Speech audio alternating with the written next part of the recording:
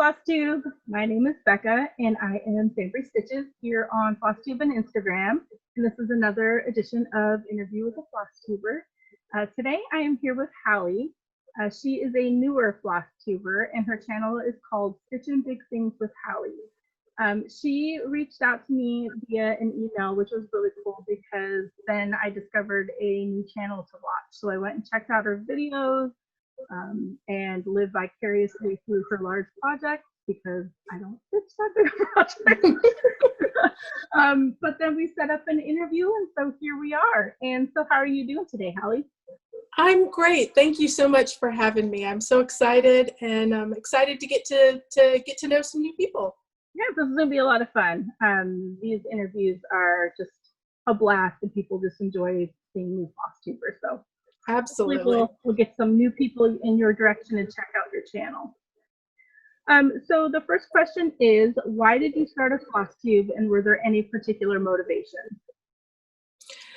Well, probably about a year ago, I found Flosstube. I was on Facebook and had joined enough groups that I saw somebody's ad pop up for their first video, and I was like, oh my gosh, what is this? And I clicked on it, and the rabbit hole started.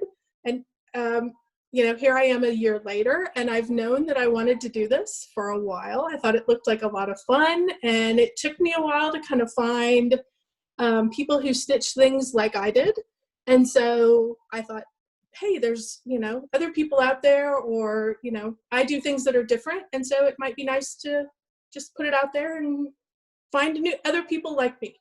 Yep. So the Flosstube community is amazing, and there's so many new Flosstubers now. It's great. It's great to check everybody out. So yeah. So the next question is a subscriber question, and they were just wondering if you had a blog. I do not. I am a stitcher, not a writer. And anything that gives me more stitching time, I'm probably going to bypass, including housework and yard work and all the other. That's funny. I do, it's funny because I'll stitch all day, during the week. And then when my husband gets home a few minutes before, I'll go sleep before or do something just before he gets home. So it looks like I did something. I want to give you a hug because you and I are the same. Oh, that's I thought awesome. I was the only one doing that. Nope. I get so much stitching done, and I'm sure it's the same for you. Yes. Yeah. So the next question is, how did you learn to stitch, and how long have you been stitching? I am basically self-taught. No one in my home stitched. I had an aunt and a grandmother who did embroidery, so it was cursory in my life, but nobody that was there day in and day out. And I was always interested in it. I thought it was beautiful work, but they did tablecloths and a lot of the older items. Mm-hmm. And so it didn't really appeal to me. When I got out of college and had started my first job, I lived at home until my husband and I got married, and I needed something to do with my hands in the evening. And so I went to the local store, picked up a kit, and here we are 25, 26 years later. So it's been a good adventure. Working on the huge projects now. Yes. Yeah. So speaking of huge projects, what's your favorite project that you've stitched on so far? Okay, I brought a couple with me, so I'm going to show you real quick. I am extremely sentimental. So if my house is on fire, I am grabbing the stockings that I have stitched for my family. Oh, so I thought I would start with those. So I don't know how well you can see this. This was the first one. And in fact, you guys, I was looking at this before. My lazy daisies are horrible. Some of them are scrunched. My crosses happen to be going the wrong direction in some of them. We're always our worst critics. It is what it is. These were the oldest ones. These I did right after we got married. And then as each kid came along, they each got their own. Some of them had to wait a few years. This one, the poor kid was almost 3 before his got done. Oh, I think that's my favorite. I love snowmen. Yeah.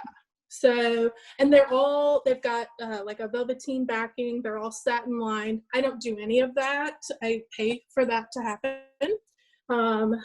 This one. And if you notice, I did not notice until after I got the last one. This one hangs the wrong direction. Oh. Put it on the end. Yeah, but you know what? It's okay because this kid marches to his own drum. And so if any of them needed to go the wrong direction, it was this one. And I did not even know that. So, and then this one.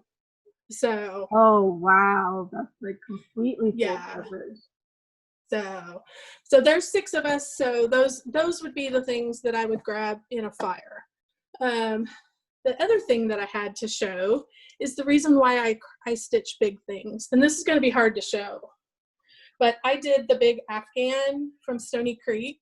Oh. So I'll stand up and see if we can see it. I'll have to do it in stages. Yeah, that's it says Peace on Earth. And then it's got a house and this huge tree. Oh my gosh. And then Goodwill to All. That is gorgeous. Thank you. So that is my biggest project. Wow. And I did him when Stony Creek put that out in their magazine. And it came out 2 squares. I think there were 40 squares, and it came out 2 squares every 2 months or something like that, every quarter. I can't remember exactly, but I was late to the game, so I had about 8 to catch up on. And so, but I actually finished it. It took me 2.5 years because it takes, that long for all the magazines to come out. And by the time I was done, I had caught up and was waiting for that one to come.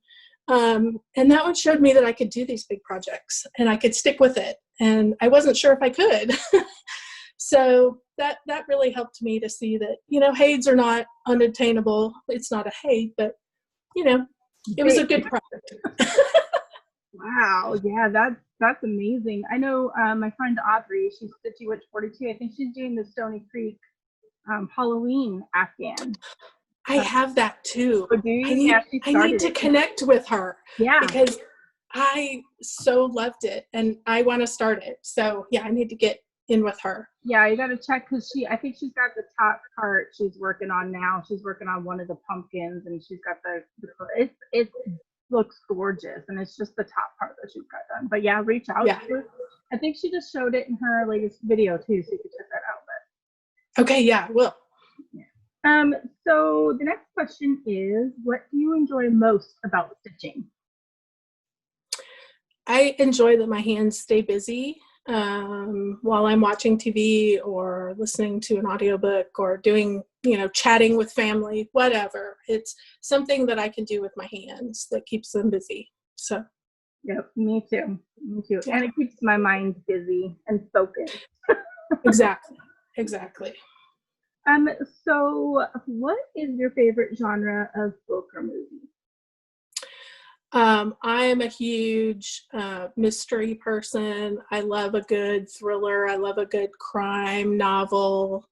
All of those good things. I just found a new rabbit hole, which I'll share with everybody. I know I talked about it on the last couple of videos ago. It's called BookTube. I had never heard of it. And it's all these people who review different books. And you can find whatever genre you want. And I just started with a notepad and pencil and just took notes. Oh, wow. I need to do that one. Oh, I need to do that one. Oh, I need to do that one. And because, I'll listen to a book more than I'll sit and read and because I should be stitching. And so, so it's great. I have a whole list now of recommendations in the crime novel area. So check it out if you are interested. BookTube, so just like Flosstube, but for books. Yeah, and I will apologize for sending you down the hole right now. Great. All I need and all we all need is another rabbit hole. Right. So that kind of leads into what fictional place would you most like to go? Oh, I'm going to be very traditional. I'm going to be like everybody else. I want Hogwarts or I want Downton Abbey. Those are my 2 favorites by far. I want to be upstairs, although I want to be the sister who can get downstairs but does go upstairs a lot. Right. Yeah, those are very popular answers. It seems like those of us in the stitching community have very common tastes. Yes. So if you could choose to do anything for a day, what would it be? Okay, again, my sentimental side's going to come out. I have 4 boys. For those of you who don't know, they're 12 to 20 right now, so they're a little bit on the older side. But we are big sports people, and they all played basketball. Some of them still do play basketball. And my dad was a huge basketball player and a huge fan. And he passed away 15 years ago. And I was his boy because he didn't have any boys. And he loved my husband. So when we got married, and so I would bring him back for the day, and we would sit and watch my boys play basketball. That sounds amazing. Sounds like a perfect day. And having all 4 of your boys play basketball, like you just be able to see all of them in one day. Yeah, because he only met 3 of them. So yeah, so yeah. That does sound perfect. That's why I like asking that question. Love you never know what you're gonna get. Yeah. Right. So the next question is, do you have any other hobbies besides cross stitch? I do love to read, but like I said before, I've almost switched, not completely, because when you're sitting outside at the beach or the pool, I like to have a book in my hand, but a lot of it has gone to Audible. Really just my kids, their activities, their sports, all those kinds of things. I would say that's what I spend my time doing other than cross stitching. So.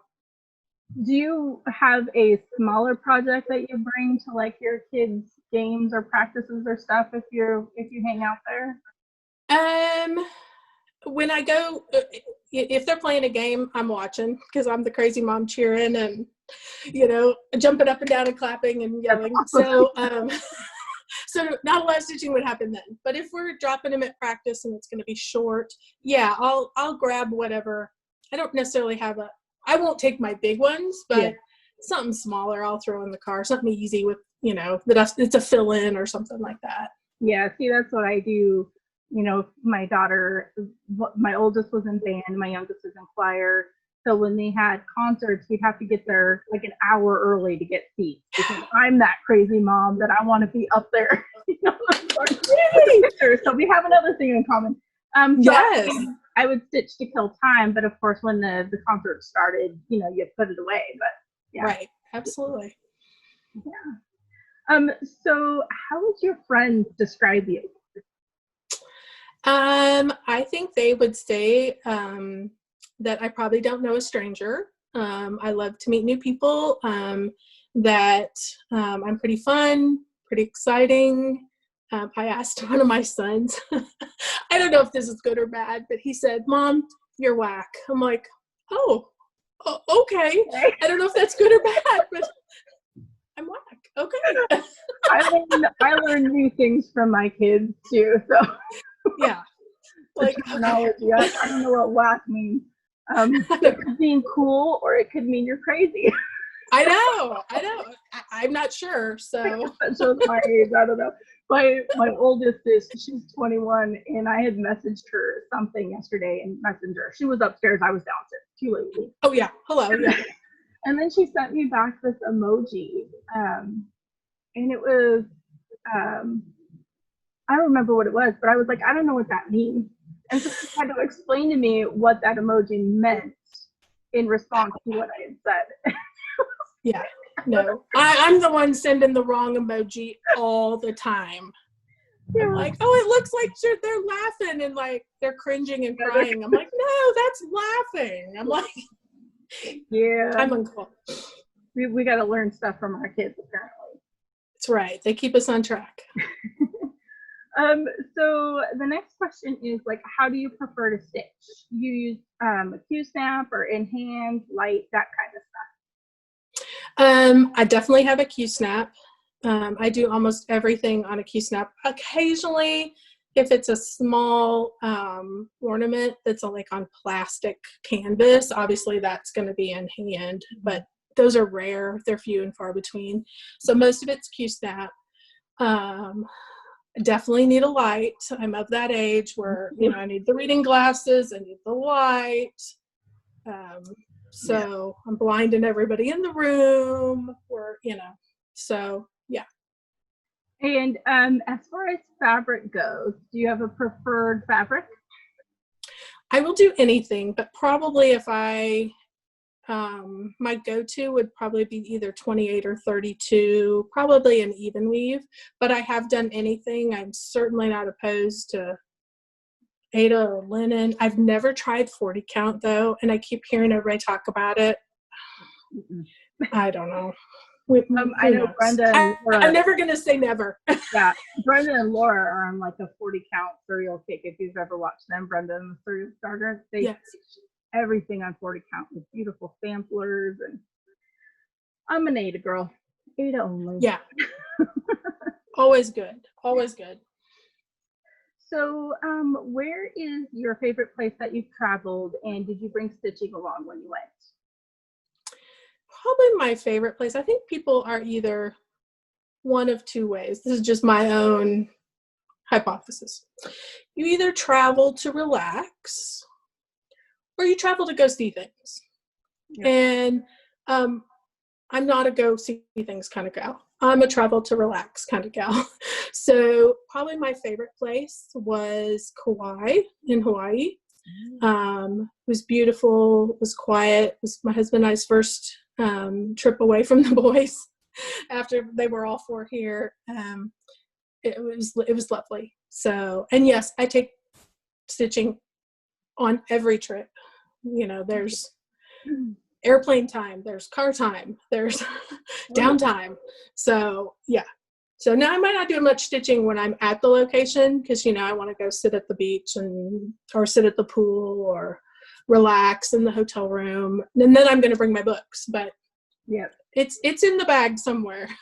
Yep, me too. It goes with me everywhere. Yeah. So what can you not do without for your stitching? Like your favorite go-to besides the basics that you need?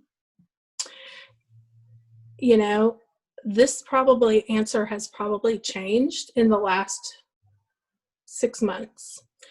My absolute can't live without right now is Pattern Keeper. For the type of projects I do, it is an absolute game changer. And I love it and I use it and it's great. And so I would say that's probably the most important thing. Well, not the most important thing, but certainly it's a needed thing for many of my projects. Yeah. Oh yeah. I bought, because I'm an Apple girl. I have Apple everything. But I bought a Android keeper for one of the full coverage pieces that I was working on. We're not going to bring it up because then everybody's going to call me out on it. But a pattern keeper is amazing. So that's a unique answer. Yep. I don't think anybody has mentioned that.